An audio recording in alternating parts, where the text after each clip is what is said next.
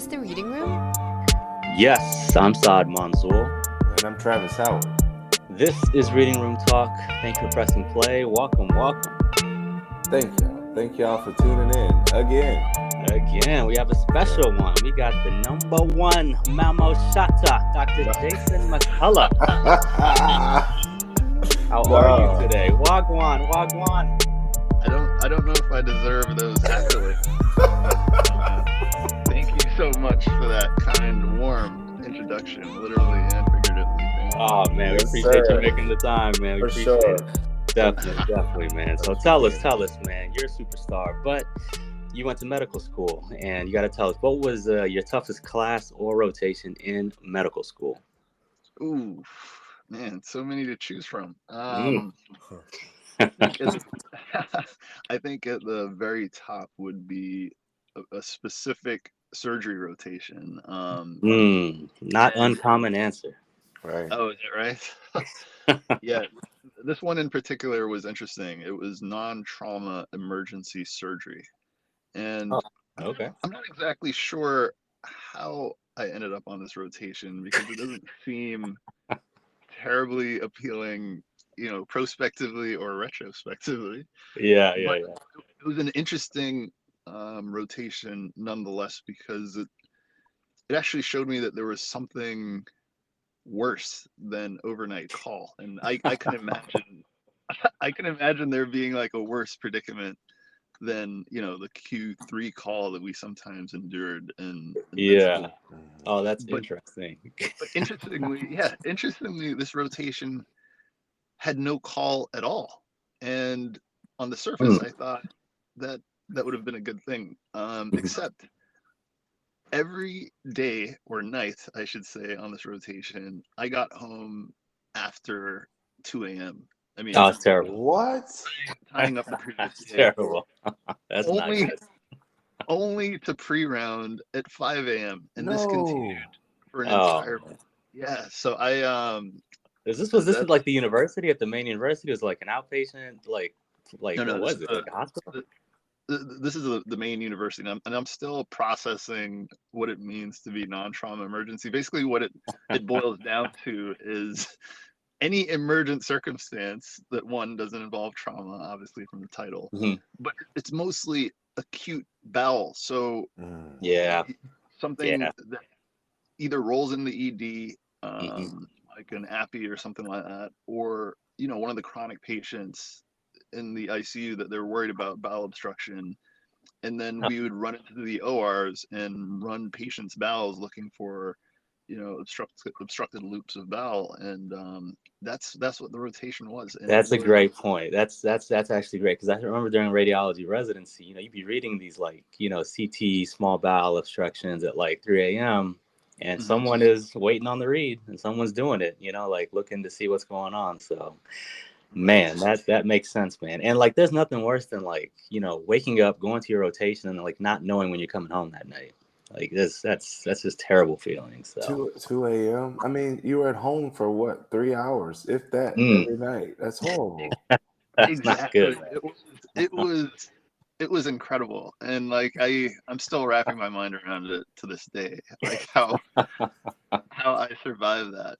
But interestingly, it seemed like a rotation that no one necessarily wanted to be on. There was no assigned attending, or there were residents assigned to the rotation, but it was kind of a grab bag of whichever attending was assigned a specific case. So it was a very interesting and outlier experience. They basically just put everything terrible into one rotation, basically. So. Exactly. Yeah. Because then if you're not in the OR, you're probably rounding on very, very, sick patients as well. So, but that's good. You know what? Like, I think it's good to like have these rotations. And like, if you had any interest in like surgery, like you need that like view of like what it's going to be like, so. I agree completely. I went into medical school thinking I would do some form of surgery. And this was a wake-up call almost literally a wake-up call. Now, let me ask you real quick. What was there a particular form of surgery you're interested in doing? I went in thinking cardiothoracic surgery and for wow. a passing minute neurosurgery. Nice. Very Not cool. exactly sure how to explain those either. Yeah, those are intense. Yeah, those sound intense. The organ systems were of interest to me at the outset of med school. Yeah. But as you know, similar to radiology residency, you go in and then you're exposed to, so many things. Like being a kid in a candy store, you have so many options once you get there. Yeah. But it's important. It's important to go through, though.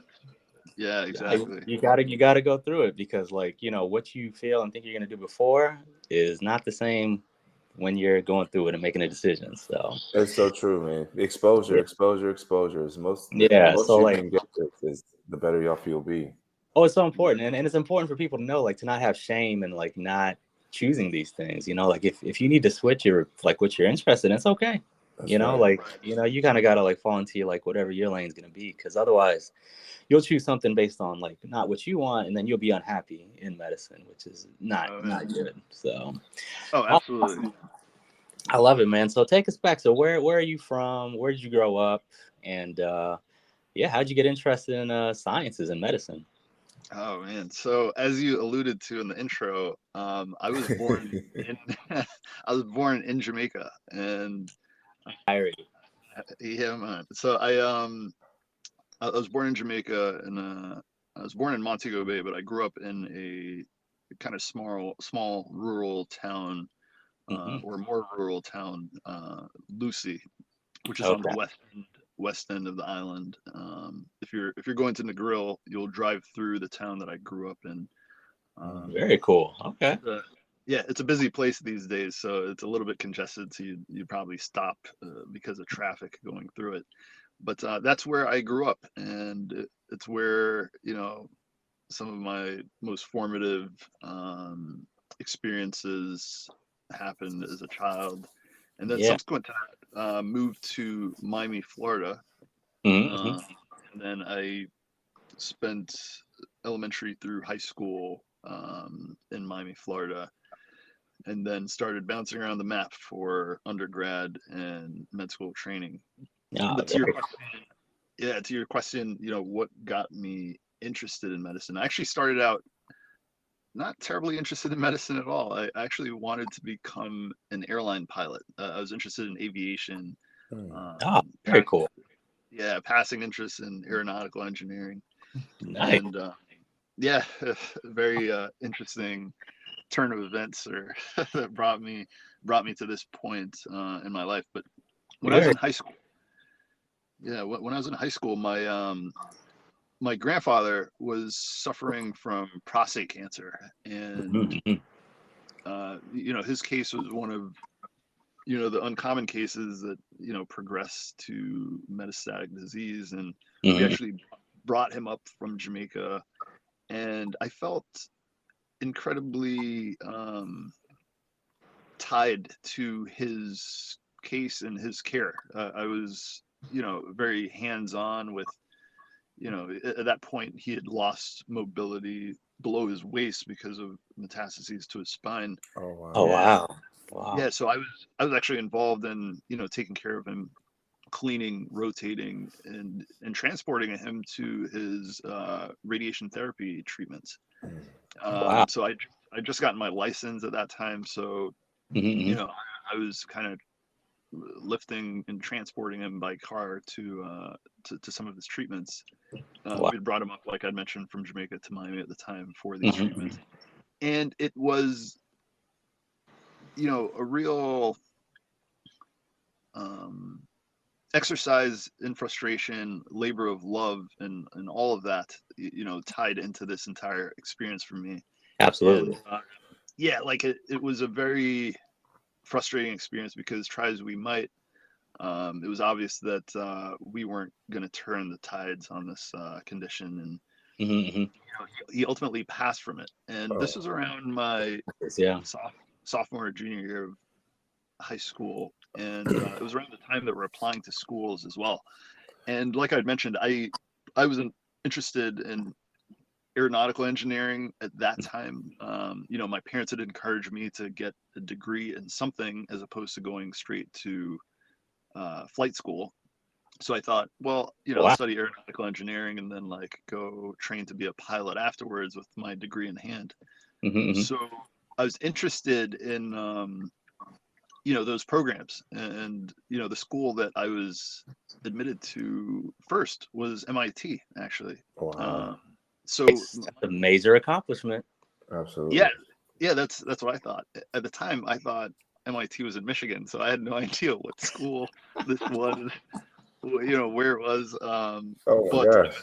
yeah, I was completely out of it. I had no idea about this entire, you know, undergrad application process. But Yeah. Well, Jason, I want to just stop for a minute and just talk about the impact of a sophomore in high school taking care of your grandfather and seeing what it's like to take care of a loved one going through an illness like that. I mean, the maturity level it takes to be able to handle that. I mean, you know, big props to you. I know people go through it, but at that age, it had to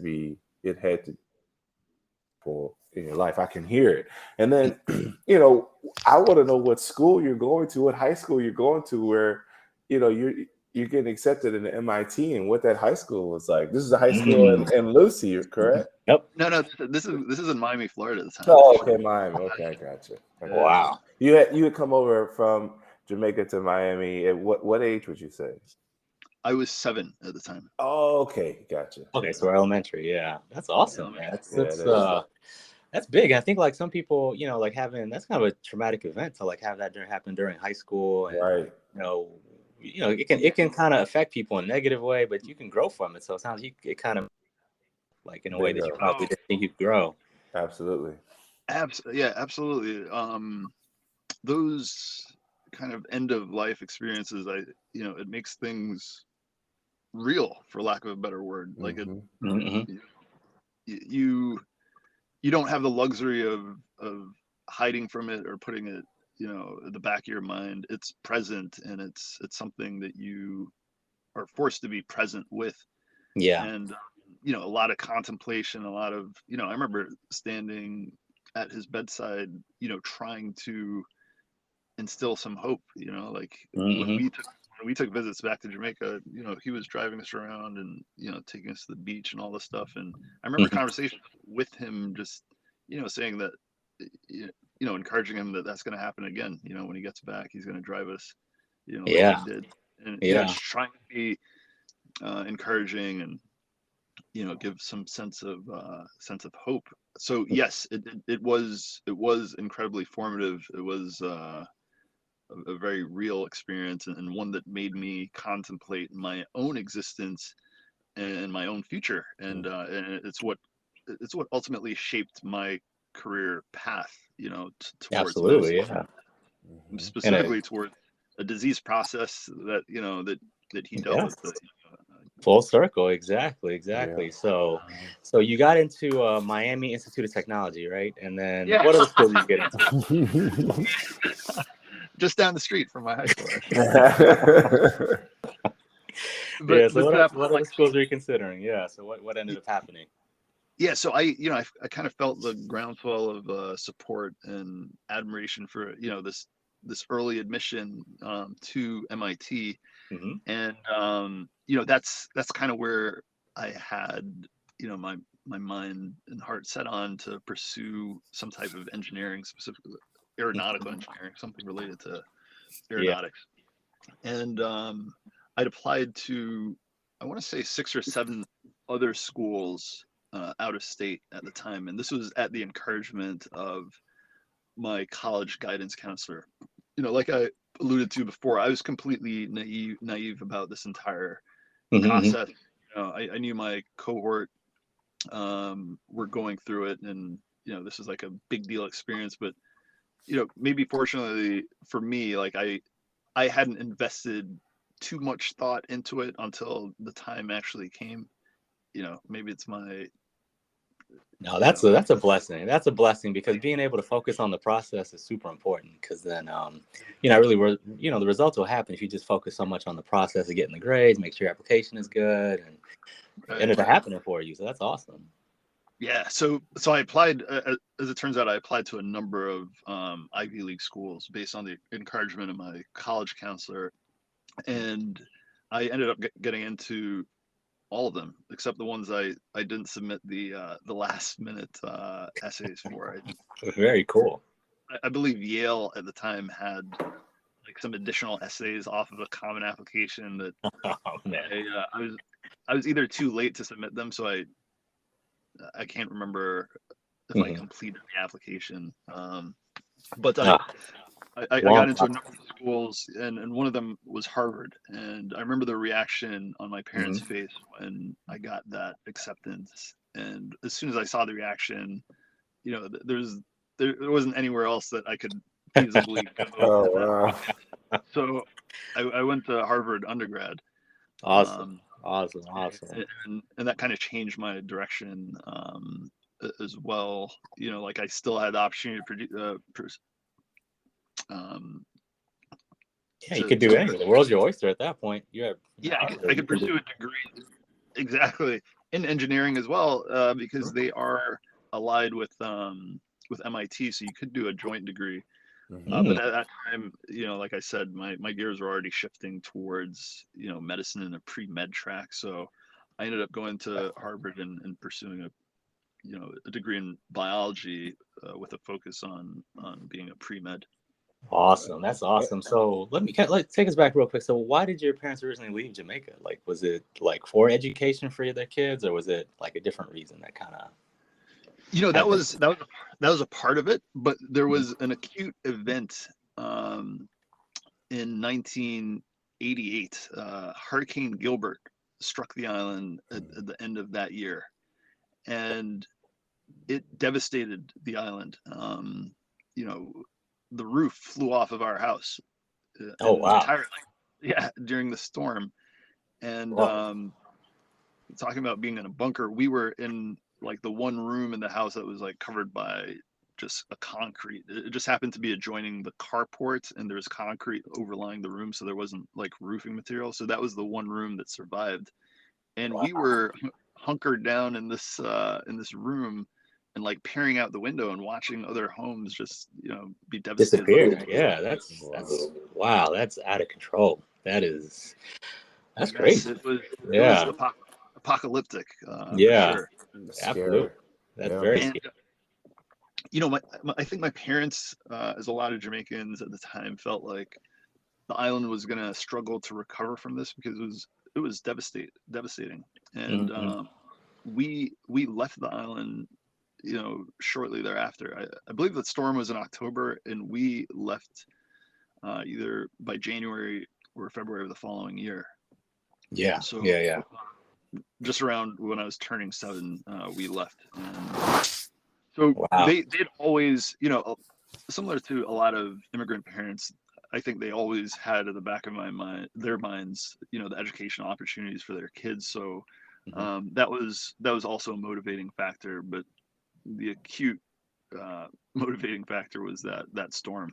Yeah. Well, I was gonna say, I mean, that for you to like get into Harvard, I mean, that's kind of like parents' dreams when like immigrant parents leave their home country to come to America to get their kids a better education. Like you getting into Harvard, like kind of like makes that decision very positive for them. Oh yeah. So that's awesome that you're able to get in and go and make them super proud, man. That's awesome.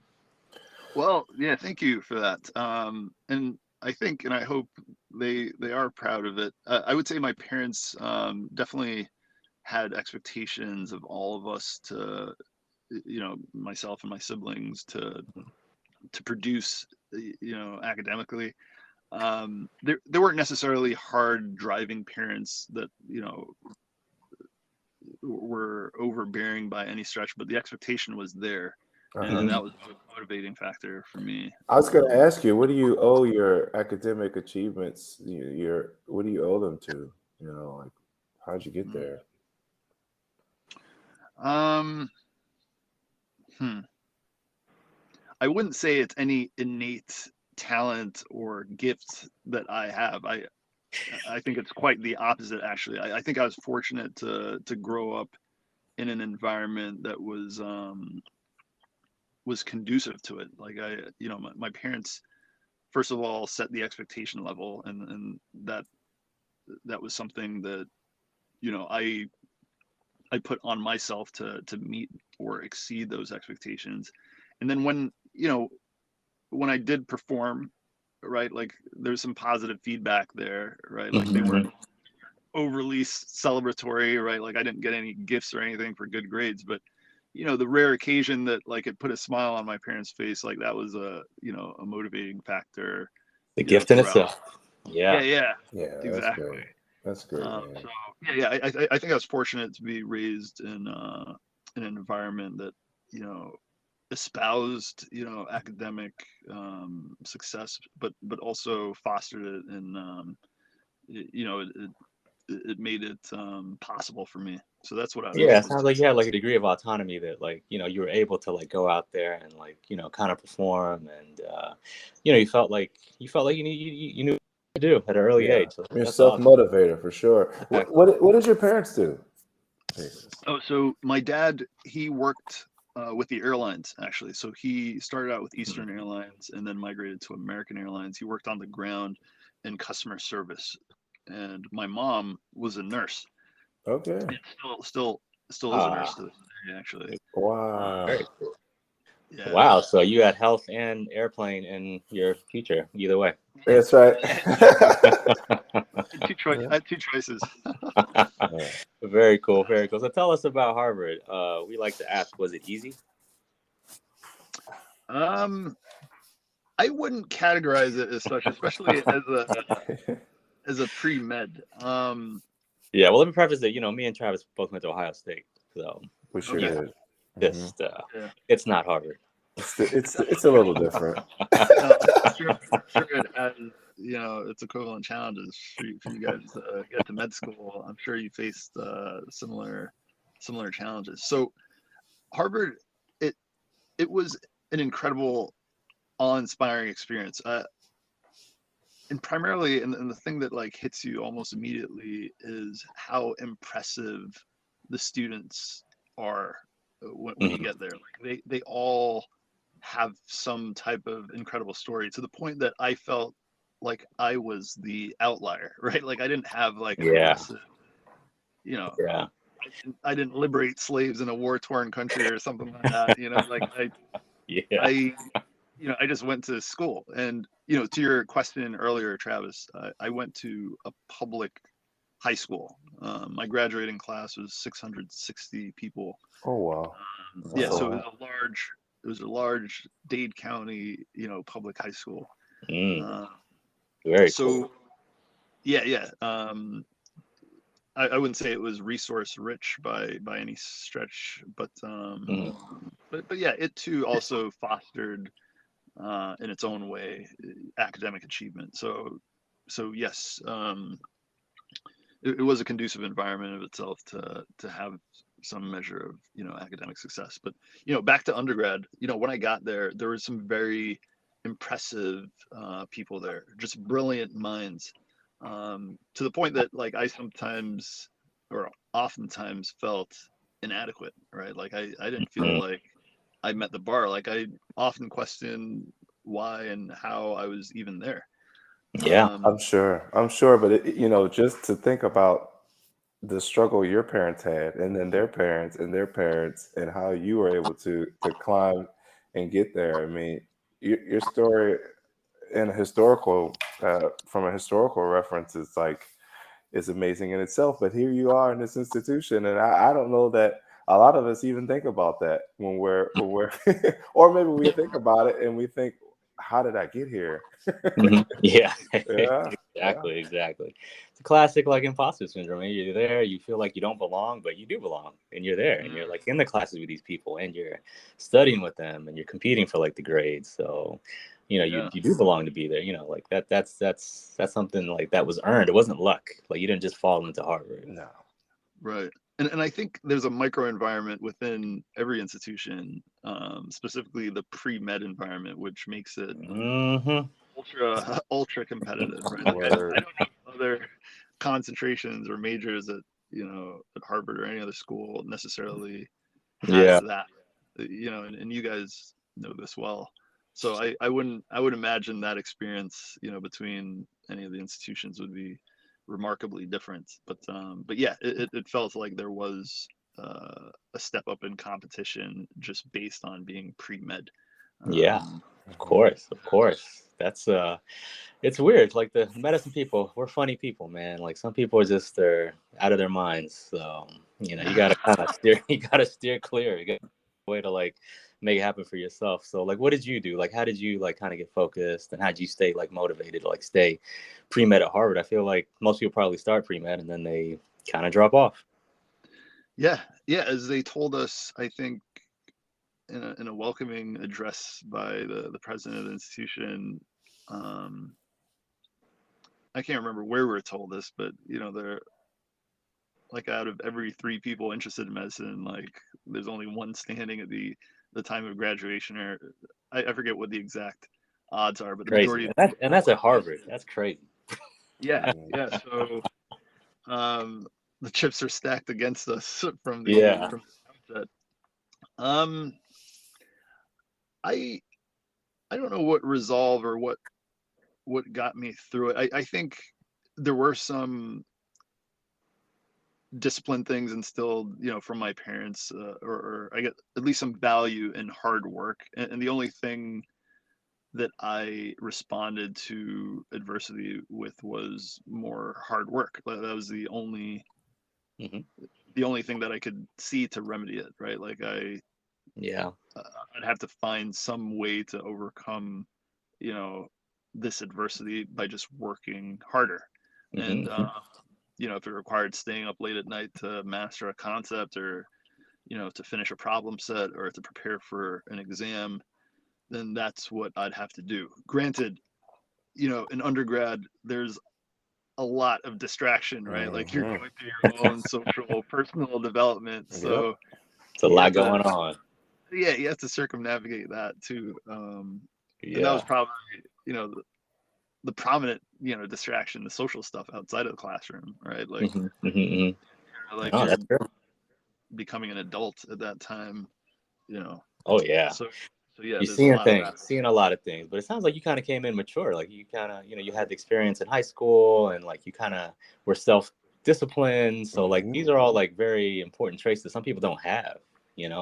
Like they're like always being told what to do, and they need to like, like they just don't have that self-motivation. So that probably is the most important, like key that you had, was like the fact that like you responded to, difficult times with hard work, and not like looking for a shortcut.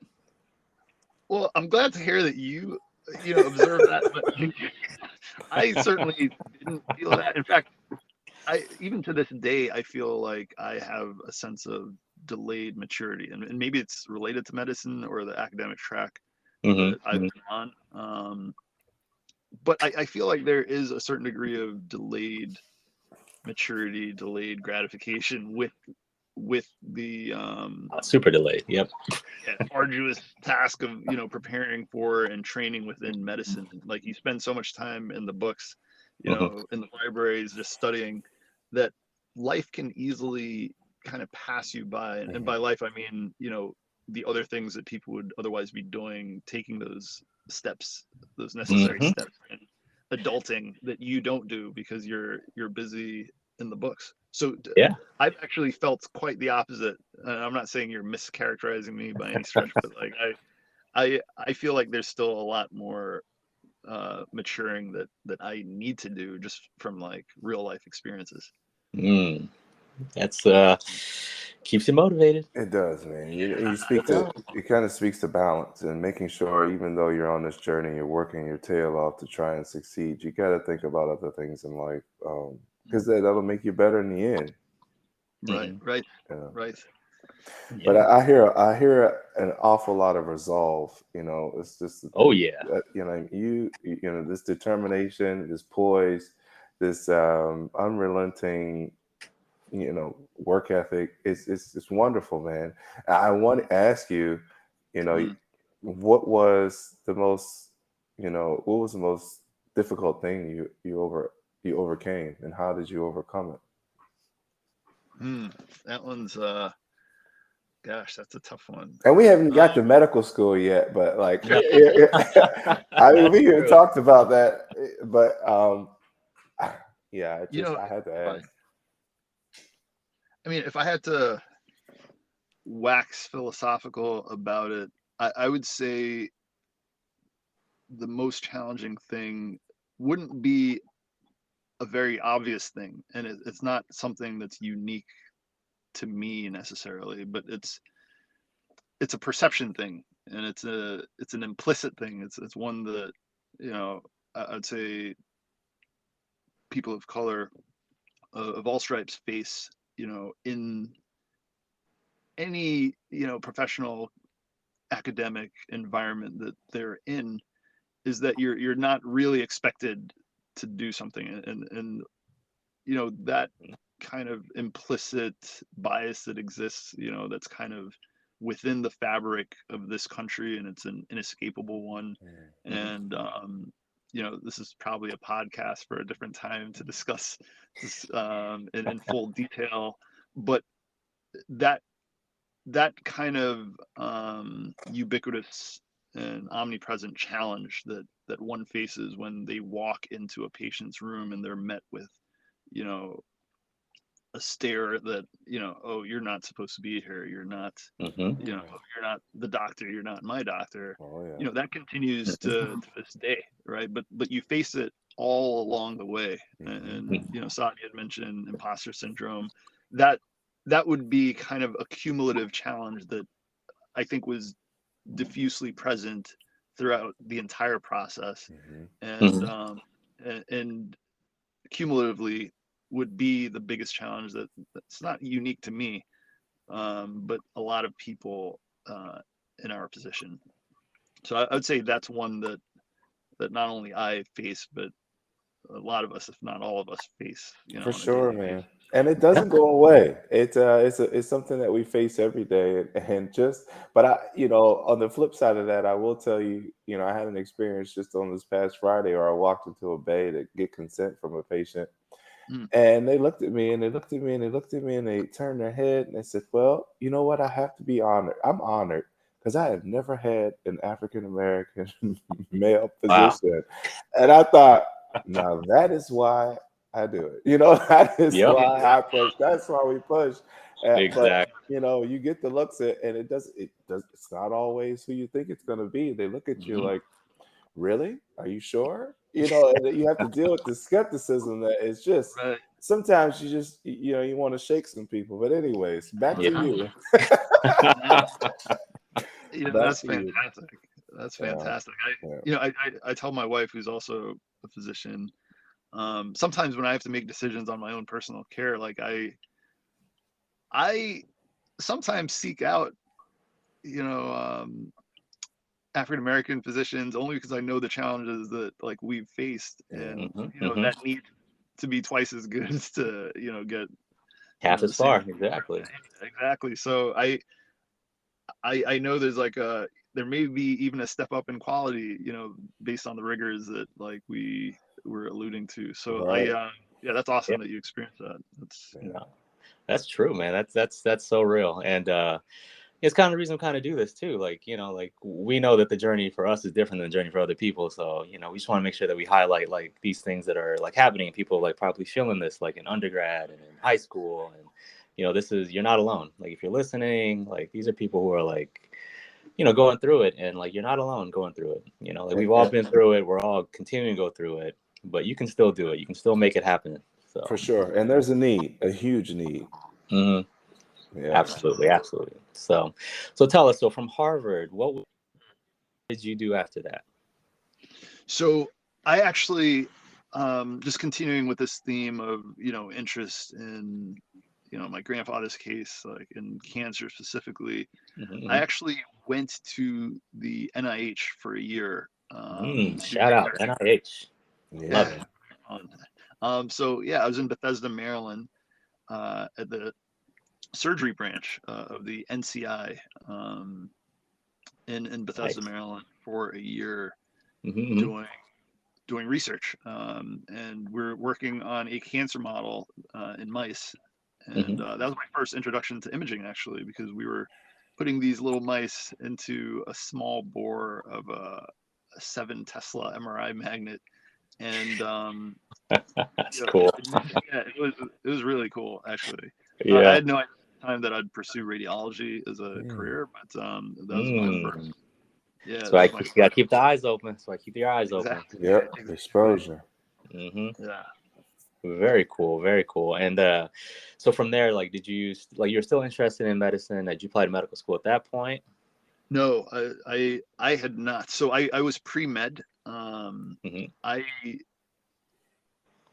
think I was still flirting with maybe with other career choices at that point, but I was pre-med, and by my sophomore junior year, I was definitely set on doing medicine. I did not apply for med schools my senior year. Like I think I'd made a plan to do this research year, and then apply to med schools during that year at that point. So very cool, very cool. Now it's important to take some time off. I feel like, it's not necessarily time off, but just something, to get away for a second is important. Just to like kind of have some perspective on life. So that's really good for you. Now, did you feel like the year was good for you? Oh, absolutely. Yeah, it was it was a moment to kind of step away from the continuous grind of school, and to clear my head and to really think about what I was interested in. And I think it's easy to stay on this track with blinders on, and just keep trudging ahead without any real contemplation or thought of like what you're doing. I feel like this year gave me that moment to think about things. And I could have easily, I think, probably applied to med school while in undergrad, gone to med school, and I feel like the process would have always been ahead of me, and I'd have been chasing it, and ended up in a field maybe that I wasn't interested in, or not as interested in as the one I'm in currently. So yeah, it certainly helped shape my path. That's awesome. That's awesome. So, and where did you end up for medical school then? So I went to University of Michigan. Boo! expected. No, it's all fun and games. You guys That's can't have it all. You can't have it all. The past couple years have been rough for you. I understand. Yeah, man. Just a couple, though. Like all we have is football. You guys took it from us. It's not right. Oh wow. It's just not right.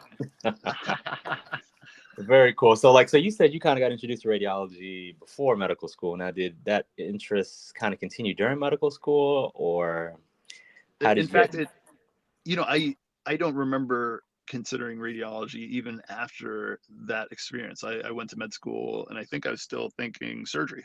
As I mentioned, cardiothoracic and neurosurgery were two big dog surgery. Yeah, I don't even know if I appreciated them as big dog surgery, back then, but it certainly came to appreciate them as such, when I did a couple of rotations. Yeah. Oh, that's real. You know what? Like when you're focused on something like that competitive, it means you're gonna kind of keep yourself motivated, keep your application really strong for whatever you end up applying for. So if you can get into, cardiothoracic or neurosurgery, that means you can get into any type of residency. So it's good just kind of have that application ready for anything. So that's awesome. Right. So I went through the first 2 years, of med school, and that was a fairly rigorous experience, primarily academic. It was at the time there wasn't significant clinical experience in the first 2 years. Had to take step 1 of the boards, and then go to clinical rotations on the 3rd year. And I would say the first 2 years may not be terribly different than the pre-med experience. It's primarily like a didactic experience. You're sitting in classrooms and basically studying to take tests, and Right. very limited like clinical applicability. Like even though you're studying to be a doctor, like I don't know if you truly have like hands-on experience to know what it's like to be a doctor at that stage. Until, and I know every med school is different, the way they do it, but we got our clinical exposure in our third year. Things may have changed there since then, but that's where we got the majority of our clinical exposure. And we, did our standard rotations. And going through the third year, it was an interesting experience, but including my surgery rotation, and internal medicine rotation, they were all positive experiences. But I wouldn't say anything really drew me, to any one particular field. And we didn't have many electives at that point either, so it was pretty hard. Like no time. Yeah, no time. It was pretty hard to explore. So I ultimately did another year at the NIH between my third and fourth year of med school, largely because I didn't know what I wanted to do. Two, I don't know if my resume was, or I didn't know at the time if my resume really stood out that much, and I felt like maybe I could bolster my resume by doing an additional year of research. And a very similar experience coming out of undergrad, or two coming out of undergrad, like I just didn't feel ready. Like I didn't feel ready to make that decision. There's some push and pull factors when making these decisions.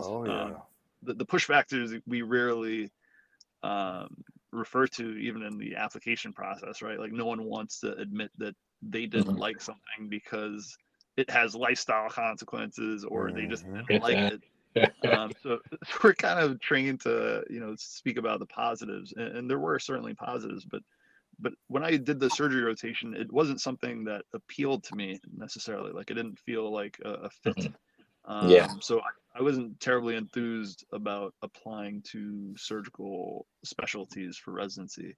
That's very mature of you. That's like I'm very telling mature you. of you. I want to know, did you have a mentor? Like how did you make these decisions to just stop? Yeah, I mean, most people would just apply for like surgery. Yeah. Give in to the pressure, right? Exactly. You didn't fold.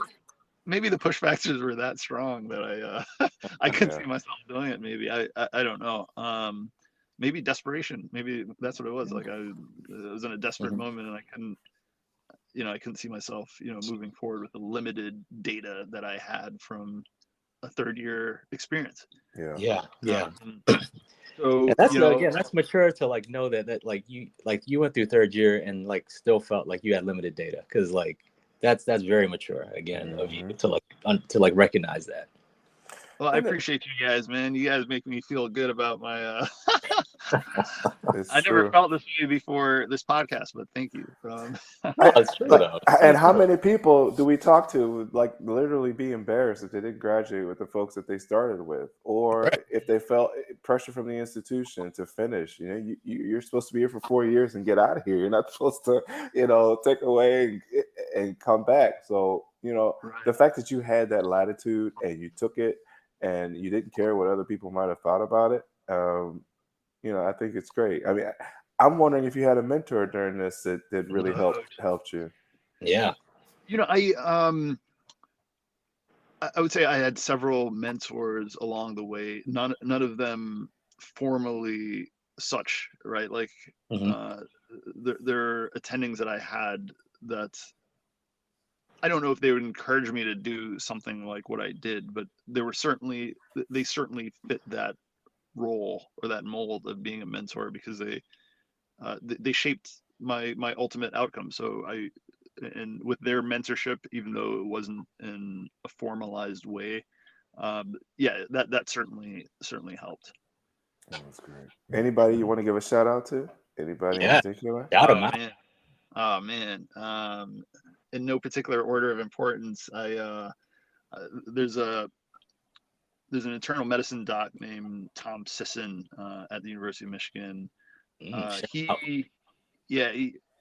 was very kind of instrumental in just kind of fostering a sense of confidence in me. Like there's definitely a lot of periods of like self-doubt and, Mm-hmm. you know, that feeling like you don't belong type thing. But like he for some reason, you know, saw potential in me. I think he genuinely wanted me to become an internal medicine doc. Mhm. And that he's been a mentor and a positive influence in my life to this day.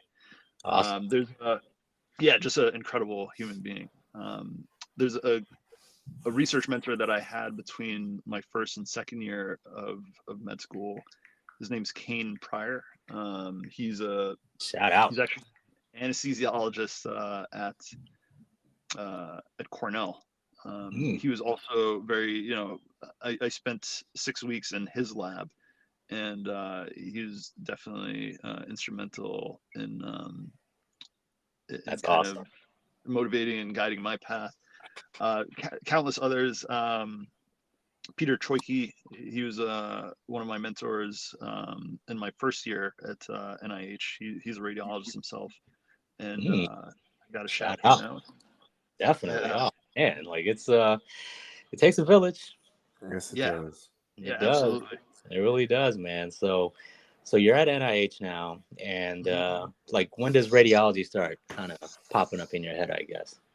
So it's interesting. I go back to the NIH and I do a second project, and this one also involved imaging. I was doing MRI research on stroke patients, and it was a very once again I fell into a circumstance that involved imaging. I didn't really highlight imaging as one of my focuses, you know, when I went to the NIH for that second round, but it involved imaging ultimately, and I spent the majority of the year looking at brain MRIs, and Hmm. that project revolved around that. And you know, as I did that, I thought, wow, this is really cool and interesting. And you know, I spent the year doing that, and that started appealing to me. And it was the first elective that I did when I went back to fourth year, Hmm. and this felt like a fit. But there was one moment at the NIH that I actually attribute to sealing the deal for me in radiology. I attended a lecture there by a guy named Brad Wood, who's an interventional radiologist, and he was Hmm. talking. Yeah, he was talking about interventional oncology, right? Like sticking Mm. needles in tumors, turning the temperature up and down on tumors, freezing and Oh, burning them. And that's I thought, Travis's world. Oh yeah. oh, there it is. Yeah. So that was the razor's edge for me in medicine. And I thought, wow, you know, this is something that I have to pursue. Hmm. So I actually went back to school thinking I would do interventional radiology. Like I wanted to do what that guy was talking about during these Very lectures. And cool. so the path to that was diagnostic radiology. So I'd made my decision at that point. That's what I was going to pursue. And then I went back to med school to complete my fourth year with that focus in mind. That's awesome. Awesome, man. Man, what happened? I'm like, you got to tell us what happened. How'd you lose your way? So I applied to these diagnostic radiology residency programs, you know, thinking I'd go through diagnostic radiology and then do a fellowship in interventional. But similar to my experience in med school, once I got to radiology residency, there were all these options once again. Yes, yes, yes, yes. And those same push and pull factors, you know, started factoring in. But like now, you know, the focus is obviously very narrow. Mhm. And I had this experience in my first year on the breast imaging rotation, and Mhm. I went to NYU for radiology residency, and a Awesome. large part of our rotations. Oh, thank you. A large part of those rotations are spent at Bellevue Hospital, the largest public receiving hospital in New York City. And Mm. you're as a resident, you're given a lot of autonomy on those rotations. And here I found myself. It was at the end of the first year of my residency, and given this autonomy within, you know, breast imaging. And there are a lot of non-English speaking patients that come through Bellevue Hospital, and you're charged with, communicating with these patients. So I had to pick up the translation phone. I had to find that obscure Chinese dialect, that was, on several drop-down menus to communicate with a particular patient. My recommendation for a biopsy, then I would go perform that biopsy. And, we had cytopathology available to us. So sometimes I was breaking bad news to patients real time. And I had to, get back on that, translation phone, find, that dialect, and then communicate with this patient. So once again, here I was with a very hands-on experience, challenge with like, being present, being in the moment and doing procedures, and, a field that kind of focused on the disease process that started this entire journey out. And full circle. Yeah. Wow. Yeah. Here I was breaking bad news to patients who ultimately were extremely grateful for my care. And I remember a lot of those experiences ended with, hugs. It's awesome. This is like the rarest of things, hugs in radiology. I'm telling you. So tell us, so what do you do day to day now? Okay, so on a day-to-day basis, I do exclusively breast imaging. I am the medical director of breast imaging at BreastLink Tarzana, which is just outside of Los Angeles. Awesome. Awesome. Yeah, man, that's awesome. Thank you. So I work for a company, RadNet, which is one of, or if not the largest outpatient imaging company in the country. And world famous. Yeah, I don't know if the world famous, but I love at least nationally known, I guess. And yeah, I do exclusively breast imaging, so I still see patients clinically, and it's essentially an 8 to 5 obligation, no calls, no weekends, and I'm doing everything under the sun as it relates to breast imaging. Reading screening mammograms, diagnostic mammograms and ultrasounds, and doing the image guided procedures associated with those, as well as reading breast MRIs, doing MRI guided biopsies and so forth. So yeah, that's what I do on a daily basis, with some administrative responsibilities as well on top of that. I love it. You're still at Bellevue, basically. Yeah, effectively. Yeah. Very cool, man. Well, we really appreciate you doing this with us, and we'll get you out of here on this last question. So now, I feel like you're like Doncic. You can't be sped up. You're just gonna go at your own pace, do what you need to do, which is awesome. So, like, what would you tell someone who's kind of going through like the whole process and like having a difficult time, like a student who's like in it?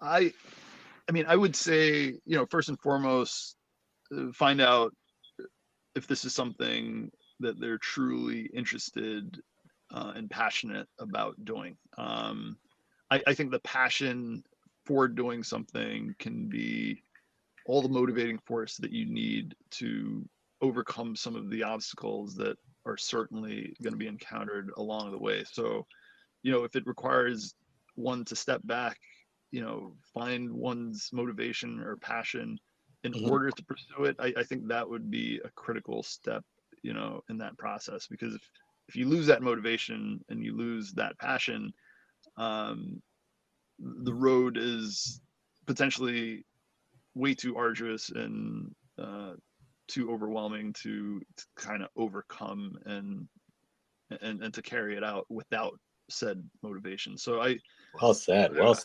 Yeah. No, that's true. It just takes a level of maturity, man. You got to know yourself before you can know what you want to do. So that makes all the most sense. So we love it, man. We really appreciate you, taking the time out to doing this with us, man. This was awesome. Well, thank you so much for having me. Like I said before we started recording, you guys make me feel special. It's the first time in my life. Hey, because you are, man. You are. And all those and those that have come before you to get you where you are and doing what you're doing. I'm in awe, and I'm so fortunate to be able to talk to you about your journey and be inspired. I Point blank in the period. Absolutely. Yeah, And like you're talking to like, you know, you're delivering like you're like a cancer doctor. I mean, you're basically a cancer doctor who is you know, affecting patient lives every day, you know, trying to get them situated, make sure people are getting like the right treatment. So, you know, like coaching out here, it's awesome, man. There's a hell of a lot of compassion coming from you, and most people think radiologists don't have that, but I can sense it that you genuinely care for your patients and you put in your best effort to help, and even those that you don't see, you know, it's in the community. So it's great. Yeah. Well, I appreciate you guys, you know, even considering me for an opportunity like this, and you know, having me tell my story. I really appreciate that. I wish I had this resource when I was going through the process. I'm sure it would have been an invaluable one for me. But we love it. should hopefully benefit from this. So thank you guys for doing that. No problem. Thank you for being so honest about your whole journey, and thanks everyone for listening. And yes, till next time, stay low and keep firing.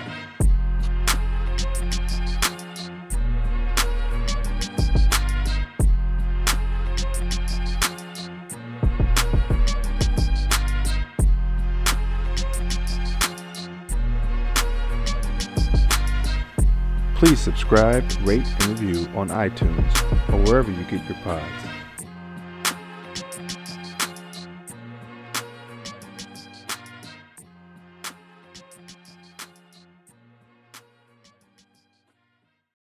That wasn't me talking. That was an artificial intelligent chat.